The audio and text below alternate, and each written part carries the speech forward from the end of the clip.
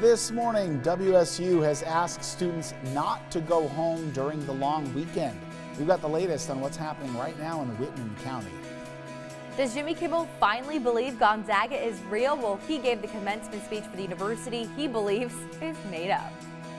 And this Spokane runner qualified for the Boston Marathon this year, and even though it was canceled, he says he plans to run it anyway.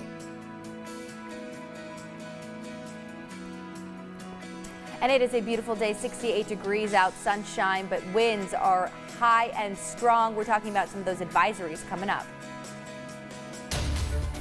We do want to get to breaking news this morning. Authorities are investigating a plane crash in Hayden, Idaho. According to the Kootenai County Sheriff's Office, last night a small airplane crashed near the Coeur d'Alene Airport. The pilot crashed after he did not have enough fuel to make it safely to the airport, which was his intended destination. The 38-year-old man from Athol was able to walk away from the crash near East Lancaster Road. He walked to a nearby residence where he called the authorities. The pilot was transported to Kootenai Health for non-life-threatening injuries. He was the only person on board. We will bring you the latest as this story develops.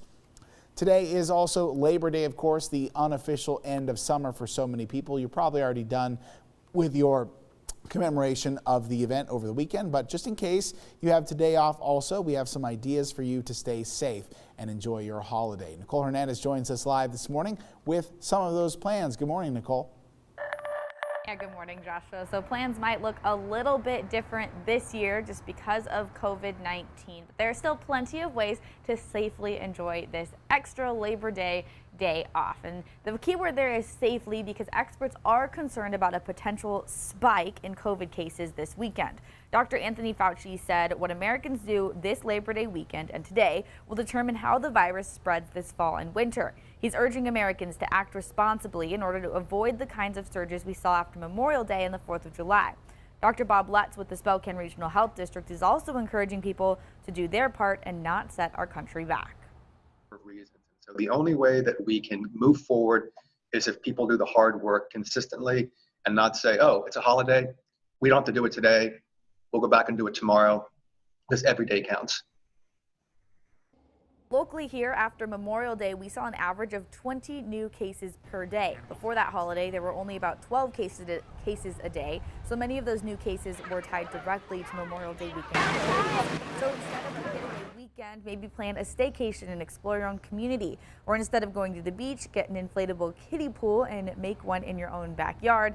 And if you do go to a river or a lake, practice your social distancing for sure. And instead of an inside dinner party, maybe have a picnic or barbecue outside.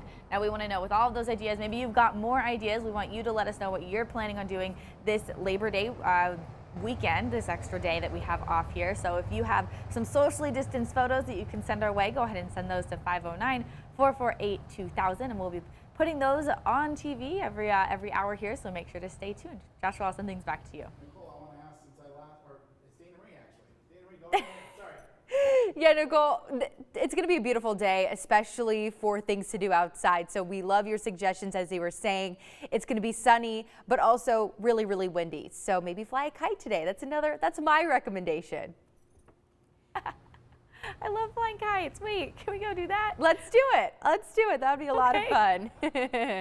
All right, taking a look at our weather today. Just a quick preview. There's a lot of colors on your screen. That's because that's watches and warnings. So there's a high wind advisory for the yellow area. That is wind gusts anywhere up to 55 miles per hour. We're also seeing really strong sustained winds. You see I-90 goes right across that. Also, they say there's a blowing dust advisory. So some low visibility might be on the roads. Just take note of that if you're traveling today. The pink on your screen, that's high fire danger. Of course, we know dry vegetation and low relative humidity leads to any sparks that could spread really quickly. Here are your wind gusts in the Spokane area. So definitely sustaining those gusts throughout the day. Definitely a windy one. Maybe not the best day to get out on the golf course, but the weather is so beautiful. Take a look at our hour by hour in Spokane. I mean, it's 70 degrees right now, and it's just going to kind of stay around that range all day long. A lot of sunshine to go about, just a couple of clouds that are passing through right now, but it's very ideal. If you're off for your day today, take advantage of it and get outside and do some fun, socially distant things. We're going to dive deeper into my 7-day forecast, and we'll tell you when 90-degree temperatures are returning. Let's take a look outside for our roads right now. Traffic is looking pretty good. Not too much going on. Of course, with most people off today, we don't expect too much, but you do see those blowing trees. It's windy out there. All right, I'll send it over to you, Joshua. Thank you very much, Dana Marie. 7:35 now. Well, if you're in Pullman, stay in Pullman. That is what Washington State University is asking students to do. The university is asking their students who did return to do their part to limit the spread of the coronavirus by just staying put this weekend. In the meantime, the coronavirus outbreak in Whitman County does continue to grow. Officials have announced 67 new local COVID-19 cases as of Sunday morning. That's a new one-day record for the county. Pullman has now had more than 600 new cases over the past 2 weeks. Patients are all listed as stable and self-isolating. Whitman County's running total is now 830 cases since March.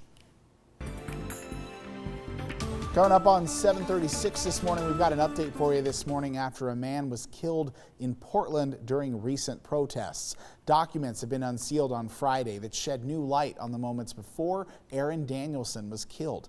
They revealed video evidence the police gave connecting Michael Reinell to the murder.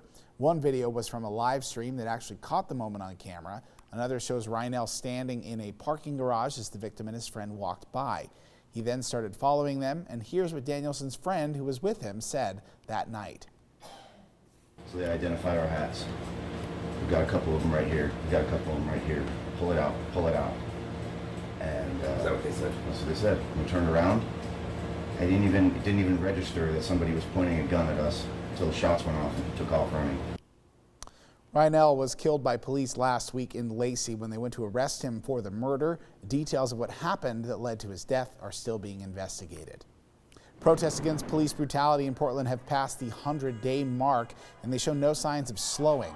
Saturday was the 100th straight day of protesting in Portland, and police declared a riot on Saturday and took 59 people into custody. At one point, a man actually caught on fire, apparently from a Molotov cocktail, and others around him were able to smother the flames, and he was taken to the hospital. Several officers were also hurt, and our sister station in Portland spoke with the leader of the nonviolent protests about what's next. Well, I love people. I love human. I know what the issue is. It's not Black Lives Matter. It's right and wrong. You know, and that's the true agenda that's been detached from, that we've been severed from. And that's the true narrative that's been hijacked.